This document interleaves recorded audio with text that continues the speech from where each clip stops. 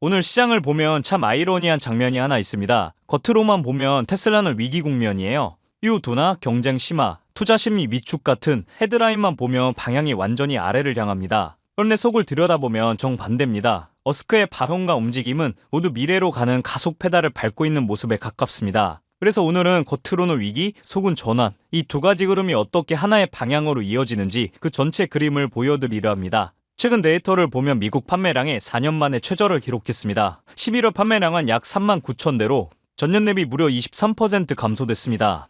중국에서도 비슷한 우려가 나옵니다. BYD가 치고 올라오면서 올해 처음으로 테슬라 중국 판매가 감소할 가능성까지 제기되고 있습니다. 여기에 내부자 매도 소식, 아크 인베스트의 테슬라 비중 조절까지 겹치면서 투자 심리는 더 위축된 상황이죠.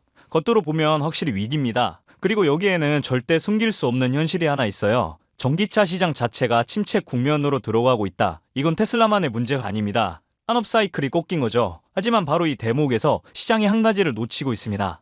미국 판매량이 줄었다는 뉴스가 나온 바로 그 타이밍에 테슬라에서 완전히 반대 성격의 뉴스가 터졌습니다. FSD의 성능 지표가 4년 만에 처음으로 급등한 곳인데요. 핵심 개입까지의 평균 주행거리가 441마일에서 9200마일로 20배 상승입니다. 이건 좀 나아졌다 수준이 아니고 기술 단계가 한 칸 위로 올라갔다는 신호입니다. 그래서 월가의 파이퍼 샌들러는 테슬라는 거의 무인자율 주행 문턱까지 왔다고 평가했습니다. 이게 지금 중요한 내용인 게 지금 EV 판매는 빠질 수 있지만 만약 테슬라가 로보택시로 넘어간다면 매출 구조, 수익 모델, 기업 가치가 전부 바뀌게 됩니다. 전통적인 자동차 판매는 감소하는데 오히려 FSD와 로보택시 시장은 폭발적으로 커지는 구간에 들어간 거죠. 즉 위기처럼 보이는 건 과거 테슬라고 반전의 신호는 미래 테슬라인 겁니다. 여기에 또 하나의 사건이 더해집니다. 웨이모가 완전 무인주행 1억 마일을 달성하면서 테슬라의 기술력에 의문이 제기되자 머스크가 바로 반격에 나섰습니다. 테슬라는 웨이모에게 애초에 기회조차 없다 전하며 오스틴에서 3주 안에 안전요원 없는 로보택시를 시작하겠다고 선언했습니다. 이건 단순한 자존심 경쟁이 아니에요. 전략적 발언입니다. 웨이모는 데이터를 쌓고 있고 테슬라는 서비스 시작으로 승부하겠다는 거죠. 2025년 연말이라는 타이밍에 이런 발언이 나왔다는 건 테슬라가 실제로 로보택시 상용화를 강하게 밀어붙이기 시작했다는 의미입니다.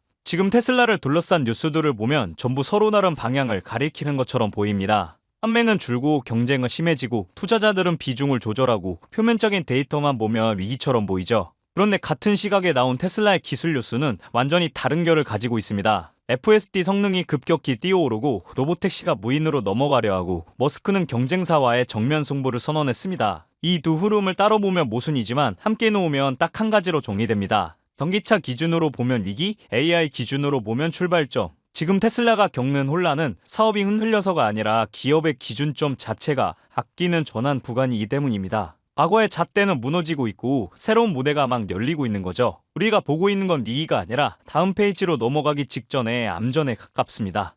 그렇다면 여러분들은 지금 주식시장에서 수익을 내고 계신가요? 우리는 어떻게 해야 이런 불확실한 시장 속에서도 안정적으로 큰 수익을 얻어갈 수 있을까요? 눈에 띄는 대장주 M7 같은 종목들은 이미 너무 많이 상승한 뒤이기 때문에 앞으로는 진짜 큰 돈을 벌기 쉽지 않습니다. 진짜 기회는 그 대장주들 뒤에서 움직이는 수혜 종목에서 발생하는데요. 이런 종목들은 시가총액이 작기 때문에 비교적 소액으로도 접근이 가능하고 리스크 관리 또한 용이하죠. 즉 적은 자금으로도 큰 수익을 노릴 수 있는 구조입니다. 그런데 지금 시장을 움직이는 가장 큰 힘은 단순히 금리나 유동성이 아닙니다. 바로 미중 무역전쟁의 임합, 전략자원 전쟁이 시작됐기 때문이에요. 중국이 반도체에 이어 히토류 수출을 통제하기 시작했고 미국은 이에 맞서 자국 내 히토류 생산 라인을 재건에 나섰습니다. 단순히 정치적 갈등을 넘어서 AI, 전기차, 방위산업까지 직결된 친냉전형 공급망 전쟁입니다. 가장 대표적으로 눈에 띄었던 건 바로 히토류 전쟁의 중심에 선 MP 머티리얼스 티커였습니다. 미국 국방부와의 공급 계약이 발표되자 3개월 만에 주가가 6배 이상 폭등했고 거래량은 평소에 10배 이상 터졌어요. 1,000만 원만 넣었어도 6천만 원. 이게 바로 시장이 움직이는 타이밍입니다. 이런 종목들을 한번 불이 붙으면 정말 불도저처럼 밀어 올립니다.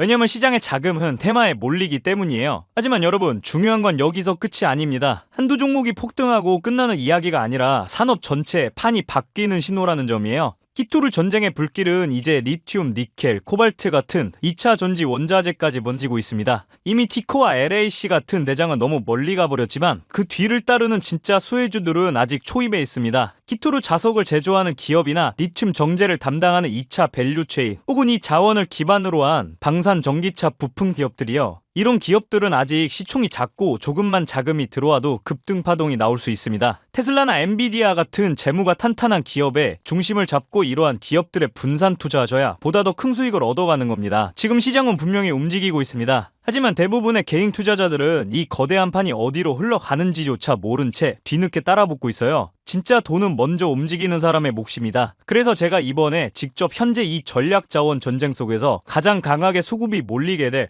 핵심 쇠 섹터와 종목 리스트를 정리해뒀습니다. 실제로 기관 자금이 들어오는 타이밍과 정부 정책 방향, 글로벌 공급망 재편 흐름까지 데이터 기반으로 정리된 PDF 자료예요. 이러한 정보도 소중한 제 구독자분들과 끝까지 영상 시청해주신 분들께만 오픈해드리도록 하겠습니다. 참여 방법은 간단합니다. 영상 아래 더보기란을 클릭하시면 파란색 링크가 하나 보이실 겁니다. 간단한 설문조사 진행해주시고 전송 버튼까지 눌러주시면 확인 후에 순차적으로 자료를 전달드리겠습니다. 절대로 금전 요구나 무조건적인 투자 권유 또한 하지 않습니다. 여러분이 시장에서 안정적으로 수익을 만들어 가시길 바라는 마음으로 준비한 자료들이에요. 꼭 가볍게 참고하시고 시장의 흐름을 직접 관망하셔도 좋습니다. 시장은 언제나 먼저 보는 사람, 먼저 움직이는 사람이 이깁니다. 지금 우리가 보고 있는 건 단순한 주가 상승이 아니라 글로벌 머니의 방향 전환이에요. 이 기회를 놓치면 다음 사이클이 올 때까지 또 몇 년을 기다려야 할지도 모릅니다. 영상이 도움되셨다면 좋아요와 구독 버튼 눌러주시고 저는 다음 영상에서 뵙도록 하겠습니다.